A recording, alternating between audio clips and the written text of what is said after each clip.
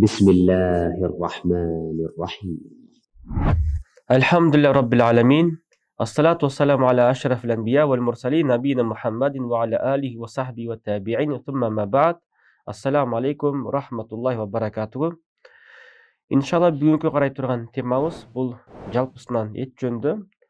Эт тууралуу ошол Задыл Маатта Ибн Кайым аль-Жавзия эмне деген? Тур сүрөсүндө Аллах субханаху тааля айтат: وَأَمْدَدْنَاهُمْ بِفَاكِهَةٍ وَلَحْمٍ مِمَّا يَشْتَهُونَ. Biz аларга мөмө жемиштерди жана этти кенен кылып бердик дейт. Ошондой эле وَلَحْمِ طَيْرٍ مِمَّا يَشْتَهُونَ. Жана аларга канаттуулардын этин кенен кылып, каалаган этин насип кылдык дейт. Негизинен эт жөнүндө Аллах субханаху тааля Кур'ан Керимде айткан аяты бар. Демек Аллах субханаху тааля эмне жөнүндө айткан болсо, албетте буда бир береке бар. Андыктан биздин гемоглобинди көтөрө турган, бизге дегеле жакшы нерселерди бере турган бул мөмө жемиштер менен эт болуп эсептелинет. Анткени анда өтө көп белоктор бар. Ошол үчүн биз эт жеш керекпиз. Этте негизинен береке камтылган. Пайгамбар алейхиссалату вассалам айтат, Сунан Ибн Маджихте келет, мин хадис Абу Дардан хадисинен, ан Расулуллахи саллаллаху алейхи вассалам, пайгамбар алейхиссалату вассалам айткан: Сеййиду таами ахли дуния ва ахли жанна ал-лахму. Бул дүйнөнүн жана бейиштин мыкты тамагы бул эт болуп эсептелет деген. Демек, эт бул дүйнөдө дагы, бейиште дагы эң мыкты тамагы. Ошондой эле сахих хадисте пайгамбар алейхиссалату вассалам айтат, Бухариде: Фадлу Аишата аля ан-нисаи кефадли сарид аля саири таам. Пайгамбар айткан хадиси: Аишанын фазилети башка аялдардан артыкчылыгы бул кандай дейт? Сарид деген тамактын башка тамактардан өзгөчө болгондугундай дейт. Сарид аль-хубсу вал-лахм.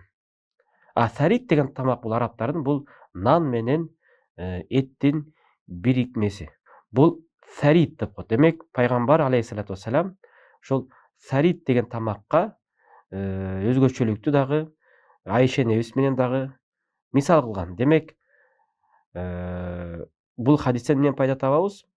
Эт бул дүйнөдө эң жакшы тамактардын бири экен. Ошондой эле Кахля Захри аклул лахм язиду 70 кува. Негизинен эт жегенде 70ке жакын күчтү берет дейт Захри. Ва кала Мухаммад ибн Васи ал-лахм язид фил басар. Мухаммад ибн Васи айтат, негизинен эт адамдын көрө турган көрүү сыпатын күчтүү кылат дейт. Ошондой эле Уюрва Али ибн Аби Талибтен келген хадис: Кулу лахма, этти жегиле дейт. Фа иннаху юсаффил лаун, ал адамдын терисин жакшыртат, тазалайт. Ошондой юхмисул батын, жана ичти бошотот дейт. Ва юхассинул хулук, жана кулк мүнөздү эң жакшы абалга алып келет дейт. Демек, кулк мүнөзүбүз жакшынакай болгонун кааласак, эт жеш керекпиз. Демек, жанакындай эт жебегендер булардын кулк мүнөзү бузулган. Анткени Аллах Таала берген фитраттан качышты. Анткени Аллах Таала «Вален таджида ли суннатиллахи табдила». Аллах айткан, Аллахтын түзгөн фитратына башка бир фитратты, башка бир чагылышты алып келе албайсыңар. Демек, Аллах бизге эмнени кандай кылып түзүп берди?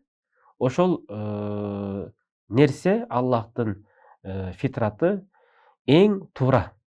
Анан кээ бир адамдар чыкты, биз эт жебейбиз деп. вегетарианецтер. Туура эмес. Аллах субхана ва тааля бизге ошол канаттууларды, ошол жаныбарларды жаратты, бизге ошолордун этин жесин деп. Жана жаныбарлардын арасында таза жаныбарлар. Ал эми حرم عليكم الميتة والدم ولحم الخنزير وما أهل به لغير الله فمن اضطر غير باغ ولا عاد فلا إثم عليه. Аллах айтканда, бирок силерге арам болду кан, өлүк, чочконун эти жана башка бирөөгө арналып союлган малдын эти дейт. Мындайча айтканда, бисмилла деп сойгон мал, булардын эти бизге адал. Андыктан кайсы кыл мал? Жанакында Аллах Таала бизге бахиматул ан'ам, үй жаныбарларын берген малдар. Кой болобу, уй болобу, дегеле жылкы болобу, булардын тоок болобу эттерин жеген адал. Себебинде Аллах субхана ва тааля бизге адалдардын арасында киргизген.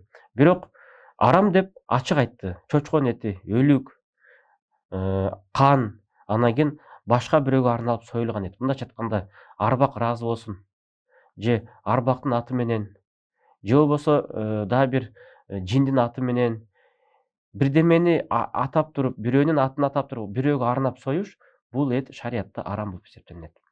Ума ухилла бихи лигайрилла. Аллахка эмес, башка бирөө үчүн арналып союлган жандык дейт. Демек шариятыбызда арам өзү эки түр менен каралат. Харам, мисалы харам өкүмү лизатихи ва лиарид деп коет, усул фикте келет. Мындайча айтканда, заты менен арам деген бар, анан кийин тоскоолдук себептүү арам деген бар. Мисал келтирсек, чочкон эти бул заты менен арам. Ошон үчүн чочкону соердо канча жолу 1000 жолу бисмилланы айтсак дагы ал арам.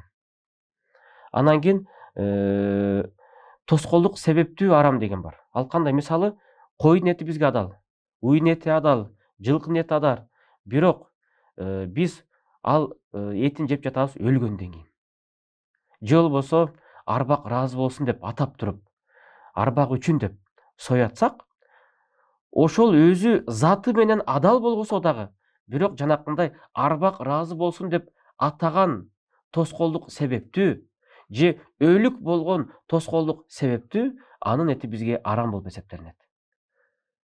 Ошондой эле өзү арамды шарият ошентип экиге бөлүп карайт да. Лизатихи ва лиарид. Мындайча айтканда, заты менен арам, анан кийин тоскоолдук себептүү. Адамга мисалы нике кыйган заты менен арам, мисалы анын кызы, анын энеси же карындашы заты менен арам. Заты менен арам болгон анын аялы заты менен арам эмес. Бирок 3-чү талак түшсө, ошо 3-чү талак тоскоолдук себептүү, ага ал аялы арамга түшөт. Демек шариятта ошондой экиге бөлүп карайт экенбиз арам маселесин. Ошол үчүн бул жерде Али ибн Аби Талиб айткан сөзү, биздин ошо терибизди, мисалы биздин кожабызды, биздин жүзүбүздү, өңүбүздү тазарта турган нерсе бул эт экен. Жана юхмисул батын, жана ичти бошото турган. Биз жанакындай тазаланабыз деп жатабызбы? Анткени ичти тазалай турган, ичти ошол жанакында жоон, кичинекей ичегилерди баардыгын аш кылып сиңдире турган нерсе бул дагы эт экен. Андан кийин эң жакшы керек нерсеси бизге юхассинул хулук, адамдын кулк мүнөзүн жакшыртат дейт. Ошондой эле каля Нафи айткан, Нафи дейт: "Ва юзкар ан Алиден келген бир кабар, мен таракаху 40 лейлатан саа хулкуху." Алиден келген кабар бар экен, ал айткан экен, ким эт жегенди 40 түн таштаган болсо, анын кулк мүнөзү бузулат деген экен. Демек, эт жегенден биз өзүбүздү 40 түн, 40 күн арылтпаш керекпиз. Аны өзүбүздү ошондон бөлбөш керекпиз. Эмнеге? Анткени чын эле эт жебегендик адамдын кулк мүнөзү өзгөргөнгө далалат болуп калышы мүмкүн. Эми Аллах субхана ва тааля бизге эт тууралуу ушундай аятын айткан, жана пайгамбар алейхиссалату вассалам өзүнүн хадистеринде айткан. Мына сахабалардан Али ибн Аби Талибтин ушундай сөздөрдү угуп жатабыз. Демек, эт жегендик бул дегиле бизге көп берекеси бар. Бул шарият. Ошон үчүн мен айтат элем, эттен толугу менен өзүбүздү бөлүп салбаш керекпиз. Андыктан Аллах Таала жараткан таза нерседе береке бар. Аллах субханала тааля бизге Аллах Тааланын түшүргөн динин, Аллахтын берген рызкысын туура колдонуп, туура амал кылуучулардан кылсын. Аллах Таала биздин элибизге, жерибизге береке берсин, ар кандай баледен сактасын. Ассаламу алейкум рахматуллахи ва баракатуху.